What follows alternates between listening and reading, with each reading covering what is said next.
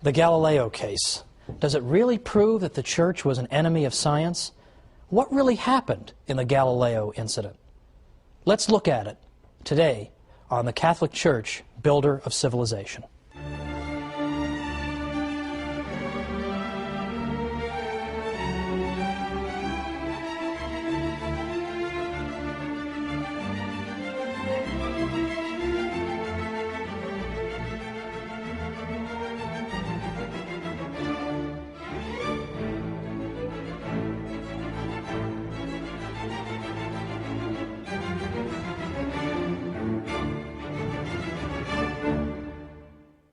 Welcome to the Catholic Church, Builder of Civilization. I'm Thomas Woods.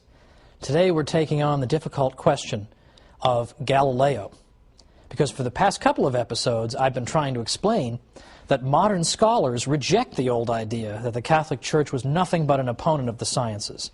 In fact, you would be considered almost beyond help if you continued to argue that to a professional historian of science. Nobody takes that seriously anymore, believe it or not. They really don't.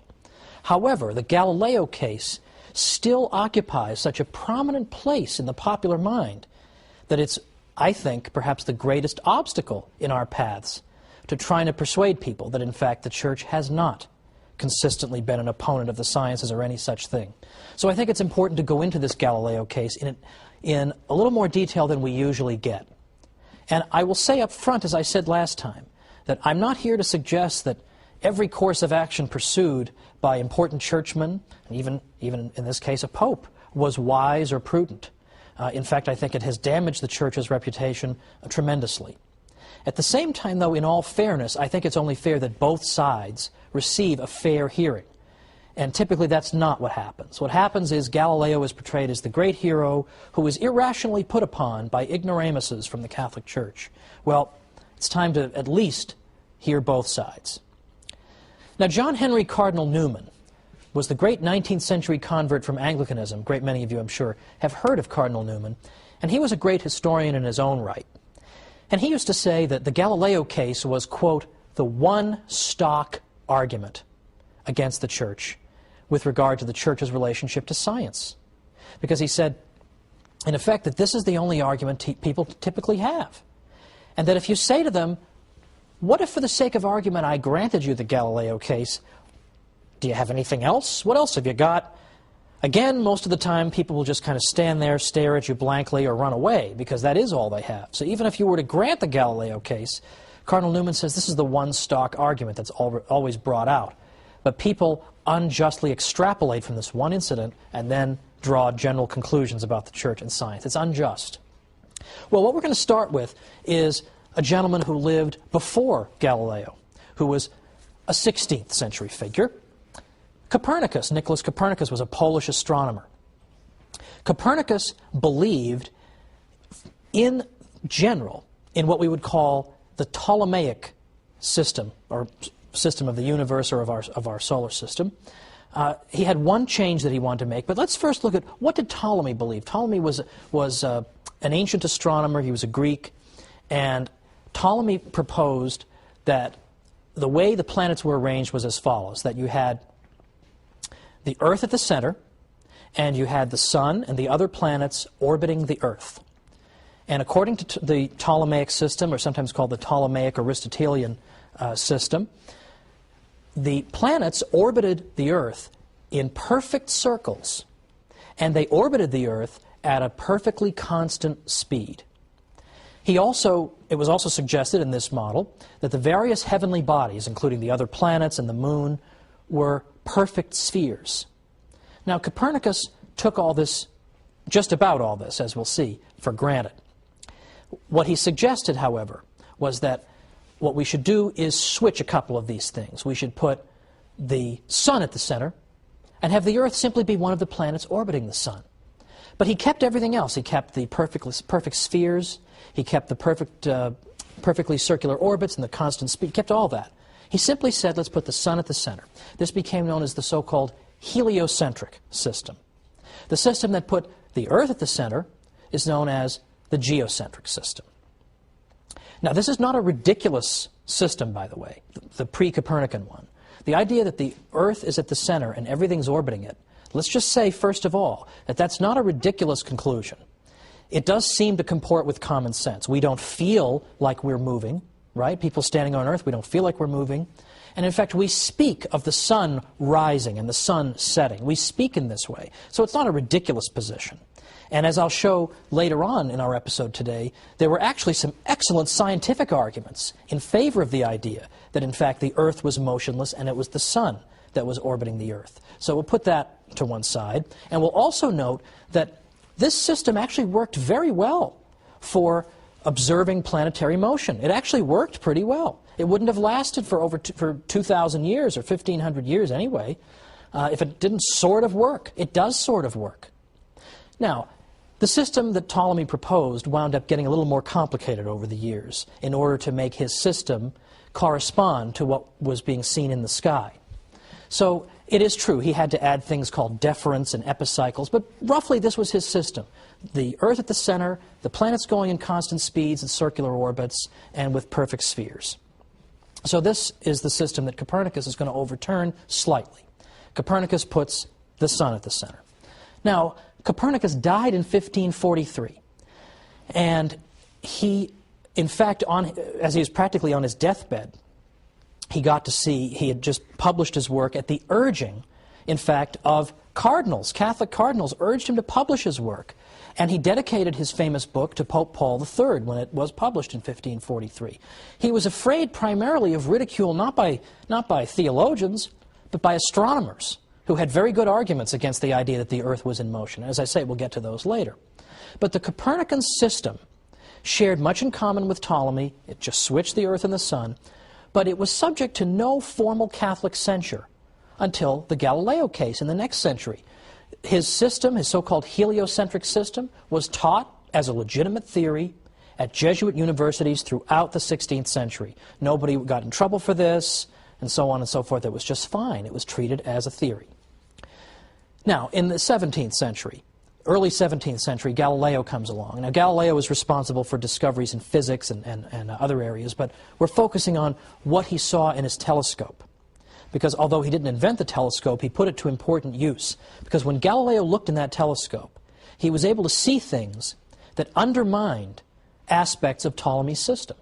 For instance, Galileo noted that clearly there are craters in the moon. I mean, the moon is not a perfect sphere, so that spherical thing is wrong. He noted that there were moons orbiting Jupiter. This contradicts Ptolemy because here we have something orbiting something other than the Earth. These moons are orbiting Jupiter. But more than that, as Jupiter is moving in its orbit, its moons are staying with it. One of the arguments against the idea that the Earth could be moving was that if the Earth moved, it would leave the moon behind. But here's Jupiter moving, and its moons are orbiting with it. And he observed other things through his telescope as well. These things could not be reconciled with the model of Ptolemy, in which everything orbits the Earth, and so on and so forth. Now, Galileo and his work were in fact welcomed and celebrated by prominent churchmen. For instance, in late 1610, Father Christopher Clavius wrote to tell Galileo that his fellow Jesuit astronomers had confirmed the discoveries that Galileo had made through his telescope. Galileo was greeted with enthusiasm in Rome in 1611. There was a day of lectures given in his honor. He wrote, "I have been received and shown favor by many illustrious cardinals, prelates, and princes of this city." He enjoyed a long audience with Pope Paul V and enjoyed a day of activities in his honor at the Jesuits' Roman College. In 1612, for the first time in print, Galileo said that he favored the Copernican system, at least the part about the sun being in the center. He believed in the heliocentric system. Well, this did not get him in trouble. In fact, in this particular writing, one of the many enthusiastic letters of congratulation he got came from the future Pope Urban VIII, who in fact was the Pope who, as we'll see, later got Galileo in some trouble. But in 1612, there was no trouble at all with what Galileo said, and yet it's the same thing. So what's going on here? Well, again, the Church is arguing that the Copernican model is okay as a theoretical model, but it hasn't yet been proven to be the literal truth. The literal truth. He believed that the sun really was in the center. It wasn't just an elegant model. The sun really belonged in the center. That really was it. The earth really was moving. But as I say, he couldn't really prove this. The evidence that Galileo had that the earth was in motion consisted, for example, of arguing from the evidence from the tides. Of course, we know the waves at the ocean. He argued that the reason that we see waves at the ocean is that the earth is both rotating and it's revolving. So it rotates and it goes around the sun, and the result of all this is it's shaking up the water and creating the waves in the ocean. Well, if that sounds like a silly explanation, that's because it is. So people didn't necessarily buy that. But meanwhile, Galileo was walking around claiming that all biblical verses that make it sound as if the earth is motionless need to be reinterpreted. This was the problem. Can a layman just run around demanding the reinterpretation of biblical verses on the basis of a scientific theory that he can't even prove? And this was at a time, remember, when the Protestant Reformation was not exactly yet a distant memory. And Protestants were always hounding the Catholic Church for not giving the Bible its due and not listening to the Bible enough. So here's Galileo going around saying the Bible's got to be reinterpreted. So let's come back and try and make sense of what ended up happening to Galileo and who was right and who was wrong.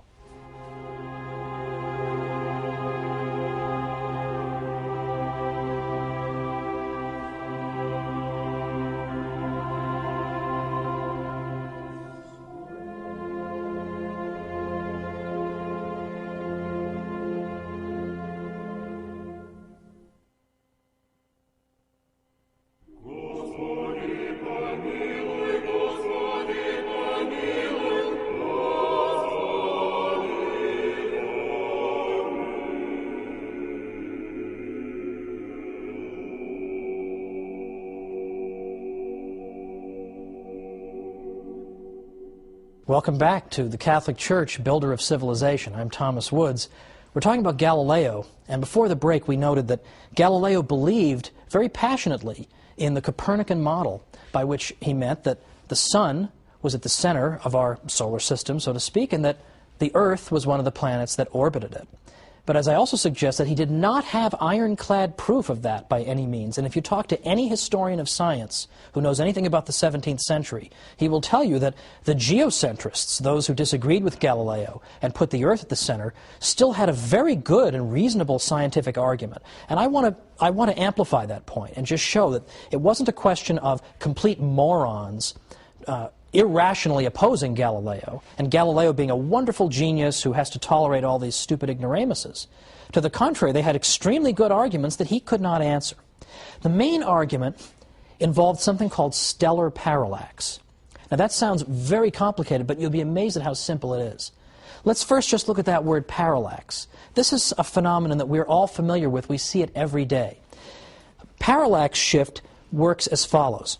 Let's suppose, for lack of a better prop, that this candle is my mother, and I'm on a merry-go-round as a child, and I'm looking at my mother watch me go around the merry-go-round. And let's suppose that over in the distance there's a tree over here. But let's say that over here there's a hot dog stand. So here I am, I'm going on the merry-go-round, and I'm looking at Mom, and I'm waving, and when I get to this part of the merry-go-round and I look at her, I see her against the tree. But when I get to this part and I look at her from this angle, I see her against the merry-go-round. Well, I don't say to my mother, hey, how come you're shifting around while I'm on the merry-go-round? I just know that in each case it's because I'm looking at her from a different angle. When I look at her from this angle, I see her against the tree. When I look at her from this angle, I see her against the hot dog stand. This is called a parallax shift. It's why if you look at a close-up object against a background, and you look at it with one eye, and then you look at it with the other eye, it seems to shift against the background. It's not because the object is actually moving, it's that you're looking at that object from a slightly different angle when you look at it from either of your eyes. Now, stellar parallax simply means a parallax shift that involves stars. And here, I'm going to refer you now to this diagram. What we see here in the diagram, you'll see on the left-hand side there are two human eyes. A little disturbing, but just work with me here. Look at the top eye in the upper left-hand corner. When that eye is looking at the object in the middle is that yellow star. From that angle, it sees the yellow star against the blue background at the lower right of the diagram. Now let's look at the bottom eye. In the lower left corner, we see the bottom human eye. When it looks up at the object, it sees it against the red background. So the apparent shifting of that object is the parallax shift. Now let's look at our second diagram. This one is portraying outer space. And here, instead of two human eyes, we have two solid circles. The top solid circle is the Earth on, let's say, January 1st. The bottom one is 6 months later, when the Earth has gone halfway around the Sun. Now, what's going on here? Well, notice that, again, we have a closer-up object and some farther away objects. In the case of my merry-go-round example, my mother was the close-up object, and the tree and the hot dog stand were farther away. Here, we have a closer-up star, and then we have stars that are farther away. Now, on January 1st, when we look at that close-up star, we see it against the background of other stars more in the distance. Now, 6 months later, when we look back at that star, we're looking at it from another angle, so we're going to see it against a different background of stars. In other words, in the same way that my mother seems to shift, depending on where I am on the merry-go-round, close-up stars are going to seem to shift depending on where we are on the Earth's orbit around the Sun. So we should see a parallax shift. We should see the closer-up stars appearing to move against the background of the farther-away stars. Okay, that's the end of the diagram segment today. Well, what does this all boil down to? It boils down to this. That in fact, at that time in the 17th century, geocentrists were making that argument. They were saying, okay, Galileo, if you're so sure the Earth is going around the Sun, how come we don't see parallax shifts? Now, that's not a stupid argument, is it? Does that sound like a dumb guy argument? That's a very sophisticated argument, isn't it? But Galileo had no answer for that. And again, the Church's attitude was, if you can't prove to us that this is absolutely true, then the best we can do for you is say you can use it as a theory, but you certainly can't go around saying, well, the whole Bible needs to be revisited and reinterpreted. You can't do that till you prove it. And as I say, it had not been proven. The stellar parallax question had not been dealt with. And in fact, it wasn't until a very long time afterward that we got sensitive enough equipment to be able to detect the parallax shift. It is there, but the distances involved, with the stars being so far away from us, were so much greater than anyone thought. No one had any idea they'd be so far away. No one realized that the parallax shift would be so tiny because of the distances involved. It looked as if there were no parallax shift, and so therefore the Earth is motionless. So I think that's important, just as a matter of justice, to point out that these were not just stupid heads. That's a serious objection to Galileo.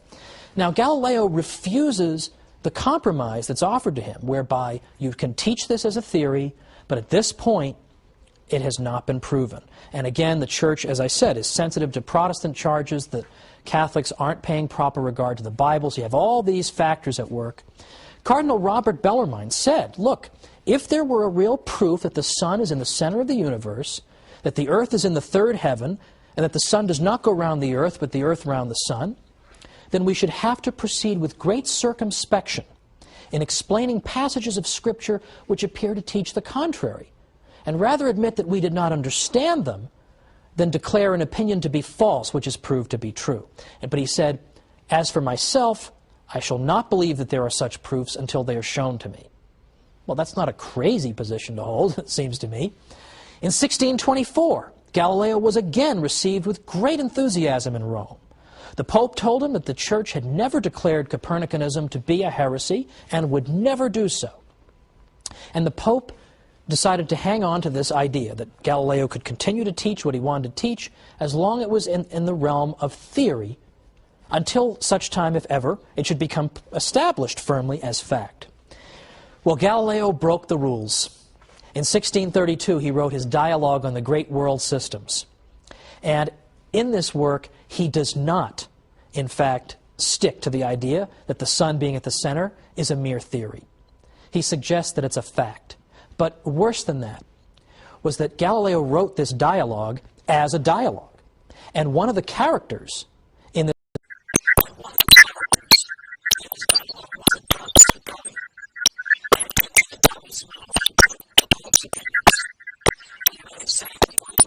differentiate yourself